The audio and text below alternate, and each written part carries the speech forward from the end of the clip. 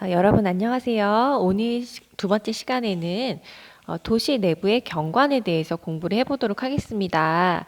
자, 경관이라는 단어는요, 무슨 뜻이냐 하면은 경치 경자에다가 볼 관자예요. 그러니까는 말 그대로 눈에 보여지는 그런 풍경, 경치 이런 거를 이제 경관이라고 표현을 합니다.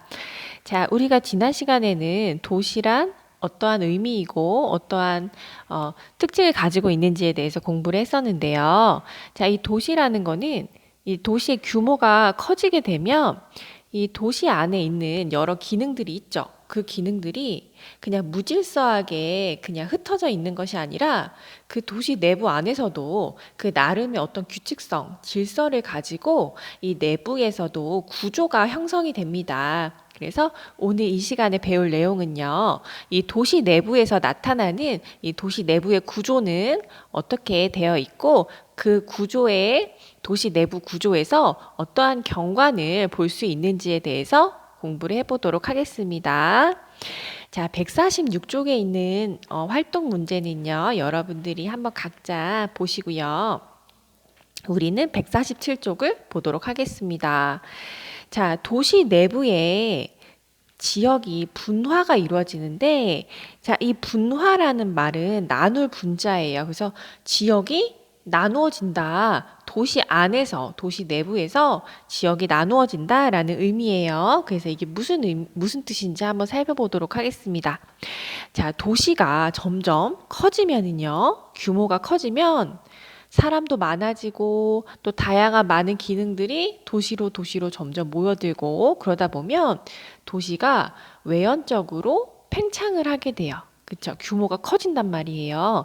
자, 그러면 같은 종류의 기능들은 점점 같이 모여요. 같은 종류의 기능들끼리. 자, 기능에는 어떤 것들이 있냐 하면요. 자, 일단은 사람이 살아야 되잖아요. 그쵸? 그러니까 주거 기능도 있고요. 자, 그러니까 사람들이 모여 사는 주거 기능이 나타나는 주거 지역도 있고요. 그 다음에 제조업, 공업이 이루어지는 공업 지역도 있고요. 그리고 사람들이 물건을 사고 팔고 하는 상업 지역도 있고요. 상업 기능도 있고요. 그리고 사람들이 오피스에서 회사에서 업무를 보는 그런 업무 기능도 있고요. 이렇게 다양한 기능들이 있는데 우리 사람도 비슷한 친구들끼리 모이잖아요. 그치? 유유상종이라 그러잖아요. 그쵸? 그런 것처럼 똑같아요. 이 기능들도 다양한 기능들이 같은 기능들끼리 서로 모여드는 그런 특성이 있어요. 자, 그렇다 보니까 이렇게 같은 종류의 기능들끼리 모이게 되면 하나의 지역이 만들어지는 거야. 그 지역들. 그래서 도시 내부 안에서도 그 지역, 같은 비슷한 기능들끼리 모여서 만들어진 이렇게 많은 지역들이 이렇게 나타난다라는 거예요. 그거를 도시 내부의 지역 분화이다. 도시 내부 안에서도 지역이 여러 개로 쪼개어진다, 나누어진다라는 의미입니다. 자, 그렇다면, 자, 이렇게 지역이 도시 내부 안에서 지역이 분화되는 그 이유가 있을 거 아니에요. 원인이 있을 거 아니에요. 자, 그 원인은 무엇인지 한번 살펴볼게요. 자, 우리가 여기서 중요하게 알아야 되는 두 개의 개념이 있어요. 뭐냐? 하나는 접근성, 그리고 또 하나는 지대라는 개념입니다. 자, 이 접근성이라는 개념, 지대라는 개념, 여기 옆에 작은 글씨로 잘 나와 있죠? 여기 별표 치고 여러분들이 이 두 가지는 반드시 잘 알아두셔야 됩니다. 자, 먼저 접근성이라는 거는 뭐냐? 말 그대로 어떠한 특정 장소에 얼마나 접근하기가 쉬우냐, 가기가 쉬우냐, 이걸 말하는 거예요. 그래서 곧 접근성이라는 말은 사실 교통의 편리성, 우리가 교통이 편리해야 거기에 접근하기 쉬운 거 아니야. 가기 쉬운 거겠죠. 더 짧은 시간 안에 더 빠르고 편하게 갈 수 있는 곳. 그게 이제 접근성이잖아요. 그러니까 교통이 편리한 거랑 거의 같은 의미라고 생각을 하시면 되겠습니다. 자, 그런데 교통이 편리하면, 자, 접근성이 좋으면, 접근성이 좋을수록, 자, 뭐가 높아질까? 당연히 사람들은 이 접근성이 높은 곳에 살고 싶고 내가 만약에 회사를 차린다 그러면 접근성이 안 좋은 곳에 차리고 싶어, 좋은 곳에 차리고 싶어요. 당연히 접근성이 좋은 곳에 차리고 싶겠죠. 내가 만약에 장사를 한다고 할지라도 내 가게를 어디다 차리고 싶겠어요. 당연히 사람들이 많이 모여드는, 사람들이 오기 쉬운 그런 접근성이 좋은 곳에 당연히 거기서 장사를 하고 싶겠죠. 그러니까는 이 접근성이 좋은 것은 사람들에게 인기가 많은 거예요. 그렇다 보면 자연스럽게 뭐가 비싸지냐? 바로 지가, 땅값. 땅값이 비싸질 수밖에 없는 거예요. 그래서 접근성과 땅값인 지가는 서로 어떤 관계? 비례관계. 비례관계인 거야. 접근성이 좋은 지역은 땅값이 비싸질 수밖에 없는 거예요. 접근성이 안 좋은 지역은 땅값이 상대적으로 저렴해지고. 자, 그런데 이 지대라는 말은요, 이 지가하고 비슷하지만 세분화시켜서 사실은 완전히 같은 의미라고 볼 수는 없지만 이 지대와 지가도 사실상 비례관계에 있어요. 이 지대라는 말은 뭐냐? 자, 내가 어떤 땅을 소유하고 있어요. 그러면 그 땅을 이용해서 내가 무언가 수익을 얻을 수 있잖아. 그치? 그 땅을 내가 누구한테 빌려줘서 뭐 임대료를 받을 수도 있고 아니면 내가 그 땅을 이용해서 직접적으로 거기다가 어떤 상업시설이나 어떤 공업시설이나 이런 거를 지어서 내가 거기서 수익을 창출해낼 수도 있잖아요. 그쵸? 이렇게 내가 그 땅으로부터 얻어낼 수 있는 수익, 그거를 지대라고 부릅니다. 근데 이 지대는 당연히 뭐랑 비례관계에 있겠어요? 이 땅값이랑 비례관계에 있는 거예요. 이 지가가 높은 지역이 당연히 지대도 높은 거고, 지가가 낮다면 지대도 낮아지는 거예요. 자, 이게 왜 중요하냐? 왜 중요하다고 잘 보라고 했는지 한번 볼게요. 자, 도시 내부의 구조가 지역이 나눠진다 그랬어요. 분화가 이루어진다고 했었어요. 자, 그러면 왜 그런가? 원인을 봐야 되겠지? 자, 모든 기능은요, 이 도시 안에 있는 모든 기능은요, 최적의 입지 장소를 찾아서 가려고 하는 특성이 있고요. 자, 다양한 이 기능들은 각각의 입지 조건이 서로 다릅니다. 자, 접근성과 지대. 자, 도시 내에 여러 지역을 형성하는 가장 큰 원인이 바로 이 접근성과 지대예요. 당연히 교통이 편리한 지역일수록 접근성이 좋고요. 접근성이 좋은 지역이면 땅값인 지가가 비싸기 때문입니다. 자, 이 한 문장이 설명해 주는 거야. 자, 이게 오늘 배우는 내용의 핵심이에요. 중요한 거. 이거를 알아야 돼. 자, 이 인과관계를 우리가 이해해야 돼요. 자, 교통이 편리하면 접근성이 좋은 거고, 접근성이 좋은 곳은 당연히 땅값인 지가가 비싸다. 즉, 지가가 비싸다는 말은 지대가 비싸다는 말이에요. 자, 이렇게 도시 안에서도요, 도시가 조그마면은 모르겠어. 하지만 자, 대도시, 서울 같은 그런 대도시를 한번 상상해 보세요. 자, 그 넓은 면적의 도시 안에서 다 제각각 접근성이 다르죠? 교통이 상대적으로 더 편리한 곳도 있고요. 상대적으로 좀 교통이 불편한 지역도 있단 말이에요. 그리고 서울 안에서도 땅값이 다 똑같나요? 그렇지 않죠. 어떤 지역은 땅값이 굉장히 비싸고 어떤 지역은 상대적으로 좀 저렴하고 이렇게 차이가 나잖아요. 그쵸? 그게 바로 이렇게 지역 분화, 이러한 접근성과 지대의 차이가 바로 도시 내부에서의 지역 분화를 발생시키는 원인입니다. 그래서 이 원인, 요거 이렇게 두 가지. 자, 이렇게라는 거 잘 알아두세요. 자, 도시를 한번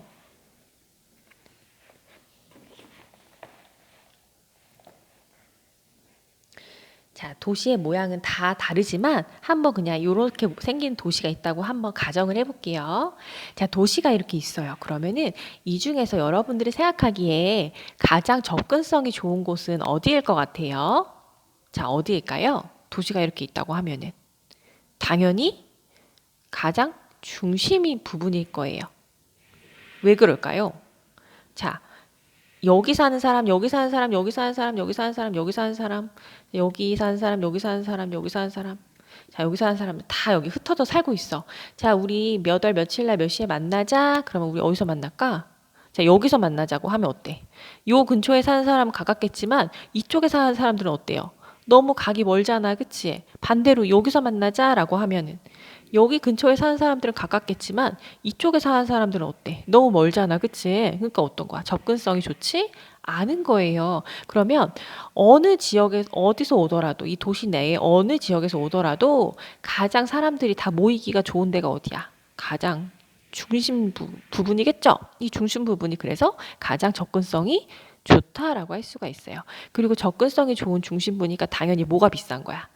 땅값이, 지대가 비싼 거예요. 자, 그래서 도시의 중심 부분이 있고요. 자, 요쪽 바깥쪽, 요 바깥쪽을 우리가 이제 외곽 지역이라고 부를 거고요. 또 주변부라고 부를 거예요. 자, 이렇게 크게 이제 두 부분으로 나눠서 한번 살펴볼게요. 자, 도시의 중심은요. 자, 도시 내부에서 접근성이 가장 높아요. 그렇죠. 그래서 땅값이 가장 비쌉니다. 자, 그러면 이 비싼 땅값을 감당할 수 있는 기능만 이 중심 부분에 입지할 수 있겠죠? 자, 여러분 요거 이해될까요? 자, 만약에 내가 여기에 나 여기 살고 싶어. 내가 집을 얻으려고 해. 근데 땅값이 너무 비싸. 야, 20억이야. 살 수 있어? 물론 살 수 있는 사람들도 있지만 극소수잖아요. 대부분의 사람들은 자, 여기 집 20억. 자, 살 수 있어요. 살 수 없단 말이야. 그러니까 당연히 이 비싼 이 지대를 감당할 수 있는 사람만 여기에 입지를 하게 되겠죠. 자, 기능도 마찬가지야. 자, 내가 회사를 차리려고 해요. 자, 회사를 차리려고 하는데 여기 사무실을 얻으려고 했더니 임대료가 한 달에 한 달에 월세 2천만 원. 자, 낼 수 있는 사람들도 있겠지만 대부분 쉽지 않잖아. 그치? 감당할 수 있는 사람들만 여기에 입지를 할 수가 있다라는 거예요. 자, 그래서 자, 이렇게 중심지에는요. 이 비싼 땅값을 지급하고도 이익을 낼 수 있을 만한 그런 기능들만 들어갈 수 있어요. 자, 어떤 게 있냐? 자, 중심 업무 기능. 그리고 상업 기능 중에서도 일부 고급 상업 기능 이런 것들만 여기에 남게 됩니다. 자, 그리고 반면에요. 상대적으로 땅값이 저렴한 주변 지역, 외곽 지역, 이쪽 주변 지역, 외곽 지역은 주택, 대규모 주택이라든지 아니면은 넓은 부지가 필요한 그런 공장 같은 거, 자, 이런 기능들이 들어오게 된다라는 거야. 자, 이렇게 어때요? 중심 부분, 그리고 주변 지역으로 어때요? 도시 내부 안에서도 기능이 나누어지고 또 그에 따라서 지역이 나누어지죠. 자, 이렇게 지역 분화가 도시 내에서 지역 분화가 발생하게 된다라는 겁니다. 자, 도시의 기능이 중심부로 집중되는 현상은 집심 현상, 흩어지는 거, 빠져나가는 현상은 이심 현상. 자, 요 말도 참고로 알아두세요. 자, 뒤로 넘어가서요. 148쪽에 보겠습니다. 자, 요 도시 내부 구조, 요 그림을 중요해요. 잘 보세요. 자, 이 도시의 내부 구조를 그냥 간단하게 모식화로 나타낸 그림이에요. 그래서 모든 도시가 다 이런 식으로 내부 구조가 나타나진 않겠지만, 그거를 이제 그냥 간단하게 그냥 모식적으로 나타낸 거예요.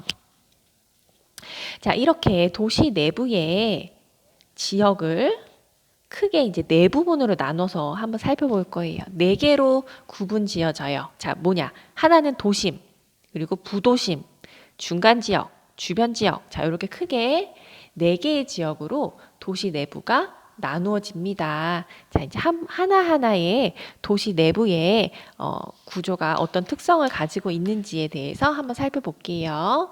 자, 먼저 첫 번째. 자, 도시의 가장 중심부에 있는 도심입니다. 도심.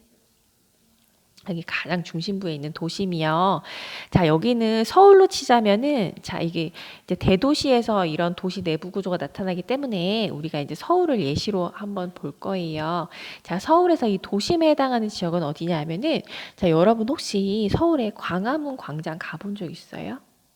자, 우리가 촛불 집회할 때 광화문 광장에 다 모이잖아요. 그쵸? 서울시청이 있는데, 경복궁 있는데, 거기 광화문, 그리고 그 주변 일대가 어디냐면은, 거기가 이제 종로하고, 을지로하고, 뭐, 명동, 자, 요런 지역이에요. 여기가 이제 서울시 중구하고 종로구 있는 지역이에요.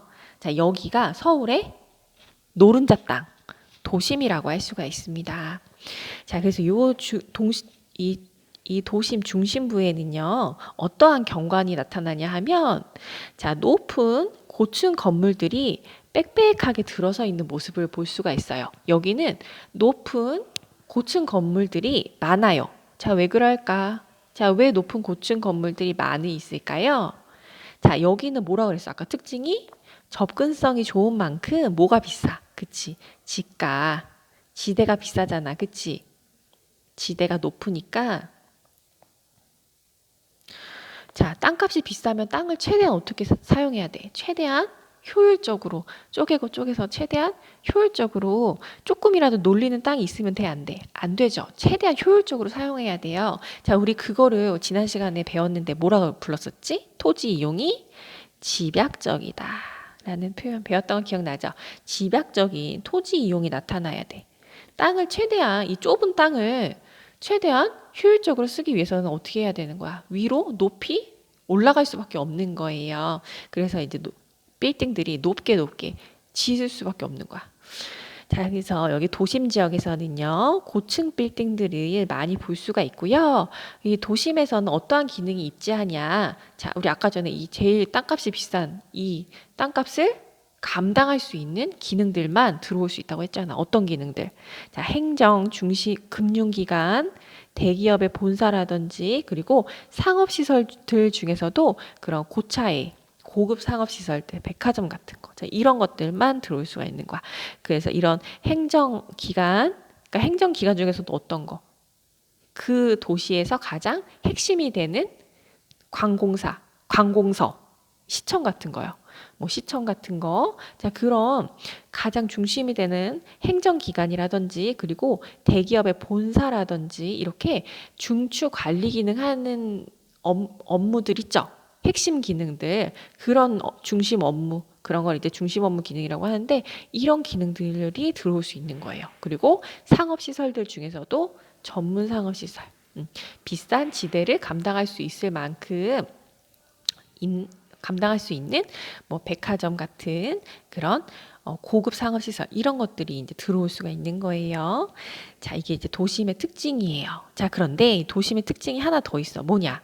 자, 여기는 대부분 업무 기능 그리고 상업 기능이라 그랬죠. 그러면은 자, 낮에는 그러니까 여기는 이제 이런 기능들이 밀집해 있으니까 상대적으로 사람들이 사는 주택은 어떨까?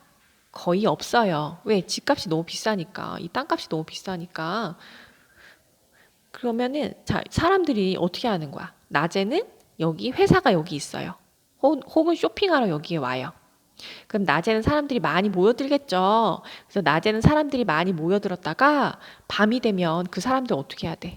퇴근하고 집에 가야 되잖아. 그치? 저녁 때는 다 자기 집에 가서 자야 되니까 집으로 다 외곽으로 빠져요. 그러면 어떻게 될까? 도심이 텅 비게 되겠죠. 그래서 낮에는 사람들이 막 모여들어서 바글바글 하다가 밤이 되면 사람들이 샥 빠지는 거.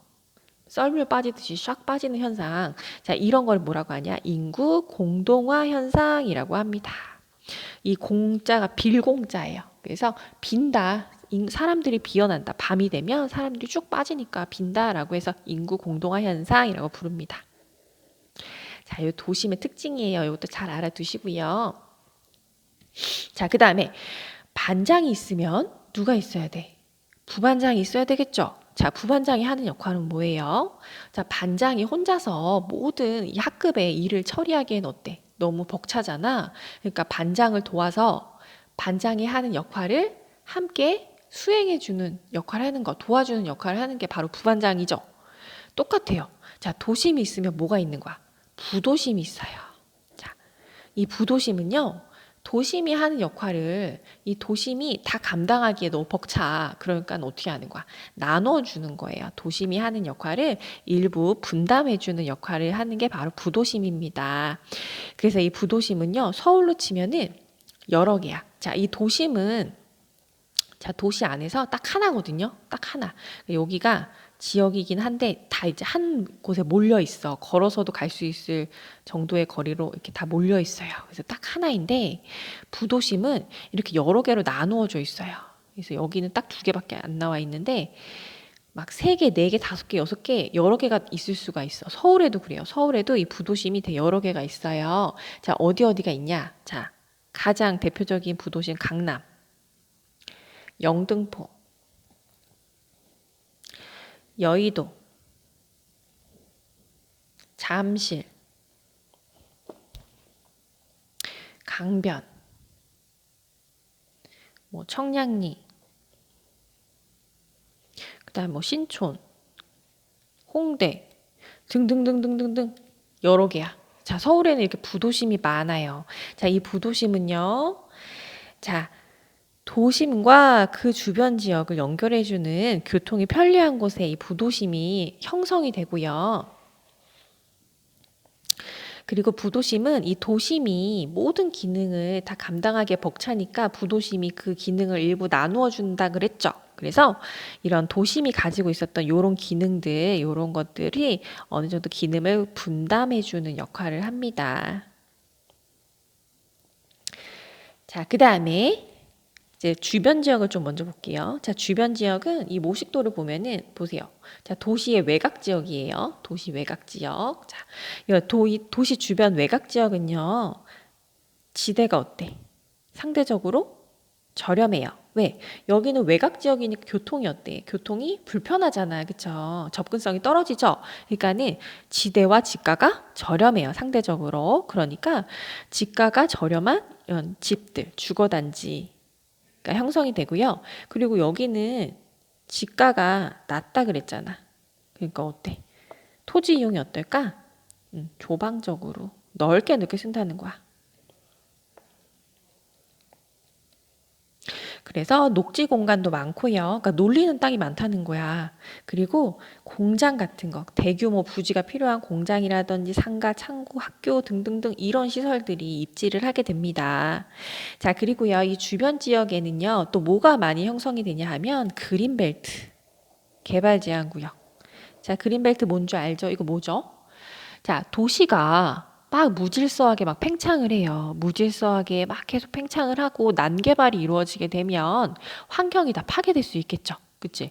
환경이 파괴되고 녹지 공간이 다 없어지잖아. 그치? 그러면 돼, 안 돼? 안 되잖아요. 그쵸? 그러니까 녹지 공간을 보호하기 위해서 도시가 너무 무질서하게 팽창을 해서 난개발이 이루어지는 거를 방지하기 위한 목적으로 정부에서 그린벨트로 이렇게 딱 묶어버려. 그러면 이 지역은 개발할 수 있어, 못해? 할 수가 없어요. 아무리 땅 주인이 내 땅이더라 할지라도 땅 주인이 내 마음대로 그 땅을 이용할 수 없게 되는 거예요. 녹지 공간으로 보호를 해야 돼요. 자, 이렇게 주변 지역에는 이런 그린벨트도 설정이 되어 있는 지역이 많이 있습니다. 우리 여기 계양구에도 그린벨트 지역 있는 거 알고 있나요? 요쪽에도 있어요. 자, 그리고 이렇게 도심, 부도심 지역하고 주변 지역을 중간에 있는 지역도 있겠죠. 그 지역을 이제 중간 지역이라고 부르고요. 여기는 요 도심과 부도심과 주변 지역의 점이적인 성격을 가지고 있어요. 중간적인 성격을 가지고 있어요. 그래서 요런 이 기능들이 혼재되어 있는, 섞여 있는 그런 게 이제 중간 지역이에요. 그래서 주변 지역과 도심의 중간에 있는 지역. 자, 그리고요, 이 도시, 이게 하나의 거대한 이제 대도시 안에서 도시 내부의 구조가 이렇게 나타난다는 것이고, 그리고 이런 서울 같은 그런 대규모 큰 도시에서는요, 이 도시의 면적에 비해서 인구와 기능이 더 많이 밀집되어 있기 때문에 이 어느 정도의 이 도시가 가지고 있는 기능을 분담해 줄 수 있는 다른 도시가 필요해. 도시 바깥에. 그린벨트를 넘어서 도시 바깥에 이 도시의 기능을 일부 분담해 줄 수 있는 도시가 새롭게 생겨요. 그 도시를 뭐라고 부르냐? 위성도시라고 불러요. 그러니까 이 위성도시는 도시 내부에 있는 게 아니에요. 도시 바깥에 있는 거예요. 자, 이 대도시 주변에 위성도시가 생겨요. 자, 서울에도 위성도시가 굉장히 많지. 자, 서울에 위성도시가 뭐가 있냐? 일단 우리 인천도 서울의 위성도시라고 볼 수가 있어요. 서울의 어느 일정 기능을 분담해줘. 어떤 기능을 주로 분담해주냐? 공업 기능을 분담해줘요. 자, 예전에 이제 선생님이 어렸을 때 80년대, 90년대까지만 해도 서울에 공장이 되게 많았어. 공장, 알죠? 물건 만드는 제조업 하는 공장들. 공장이 되게 많았는데 서울은 어때? 땅값이 되게 비싸잖아. 그치? 땅값이 비싸니까 이 공장들이 그 비싼 지대를 버티지 못하는 거예요. 그래서 주변부로 자꾸 밀려났어. 자꾸 주변으로 빠졌어. 그래서 어디로 많이 이동을 했냐? 인천시하고 그리고 경기도의 서쪽에 있는 경기 지역 있죠. 이쪽으로 이제 공장지대들이 산업단지들이 많이 이동을 했어요. 그래서 인천도 이제 서울의 일부 기능을 분담해주는 위성도시의 역할을 하고요. 그리고 사실상 경기도에 있는 대부분의 도시들이 다 사실상 서울의 위성 도시의 역할을 하는 거지. 왜? 우리 서울에 대부분의 이제 서울에 직장을 가지고 있는 직장인들이 직장이 이제 서울이면 집을 원래 어디다 구해야 돼? 서울에다 구하면 좋겠죠. 근데 서울의 집값이 너무 비싸죠. 서울의 집값도 너무 비싸고 또 주택이 부족하죠. 그러니까 어떻게 하는 거야? 상대적으로 집값이 저렴한 서울 외곽의 경기도에 있는 신도시들 이런 데로 사람들이 집을 구하는 거지. 그래서 집은 경기도에 있는데 직장은 서울에 있어요. 그래서 맨날 아침 저녁으로 서울로 출퇴근하는 그런 사람들이 되게 많지. 그러니까 이거는 뭐야? 이런 도시들은 서울의 위성 도시로서 서울의 이 주택 기능, 주거 기능을 일부 분담해주는 역할을 하는 거죠. 그래서 위성 도시가 큰 대도시, 이런 서울 같은 큰 대도시가 발달하게 되면 그 주변에 위성 도시가 같이 나타난다라는 사실도 반드시 꼭 알아두세요. 자, 그러면 149쪽의 활동 문제를 한번 같이 볼게요. 자, 1번, 2번, 3번, 4번. 자, 볼게요. 자, 요 지도는 서울시 지도예요. 자, 서울이 이렇게 생겼어요. 자, 그러면 이 서울시에서 여기에 서울의 도심, 어디일까요? 서울의 도심은 바로 여기입니다. 여기. 자, 여기 1번. 자, 여기가 아까 얘기했던 서울의 중구하고 종로구 일대 있죠. 여기가 바로 서울의 핵심 노른자 땅. 도심지에 해당을 해요. 자, 그리고 서울의 부도심이 굉장히 여러 개 있다고 했는데 그 중에서 가장 규모가 큰 대표적인 부도심이 바로 강남이에요. 그래서 강남 여기 있죠. 자, 그 다음에 여기 2번은요. 노원구, 서울시 노원구인데 여기는 여러분들 보다시피 위치가 어때? 서울에서 제일 가생이 끝에 있잖아. 그치? 외곽에 있죠. 그러니까 여기는 상대적으로 접근성이 떨어지고 지대가 저렴해요. 그래서 주거 기능을 담당하고 있어요. 그래서 이 사진을 보세요. 자, 엄청나게 많은 대규모 아파트 단지가 들어서 있죠. 서울의 주거 기능을 담당하고 있는 거예요. 자, 그 다음에 이 도심, 부도심과 외곽 지역 간의 이 중간 지역에 있는 지역 중에 하나가 여기 서울의 성동구 여기 지역에 나와 있는 거예요. 자, 그러면 이제 각각의 여기서 나타나는 그 도시의 내부 구조에서 도심, 부도심, 중간 지역 그리고 주변 지역 이렇게 네 개의 도시 내부 구조에서 나타나는 각각의 경관의 특징을 한번 써볼까요? 자, 먼저 1번 도심지. 자, 도심에서 볼 수 있는 나타나는 특징 뭐가 있어요? 자, 고층 빌딩이 많다. 그리고 대부분 어떤 기능이 여기에 입지를 한다고요? 주로 중심 업무 기능. 자, 뭐 관공서 중에서도 핵심 기능을 담당하는 관공서 그리고 대기업의 본사와 같은 그런 중심 업무 기능 그리고 상업시설 중에서도 고급 상업시설, 전문 상업시설이 입지한다. 자, 이게 특징이고요. 자, 그 다음에 2번. 자, 외곽 지역, 주변 지역. 자, 여기 주변 지역에서는 뭘 볼 수가 있죠? 여기는 대규모 아파트 단지가 조성되어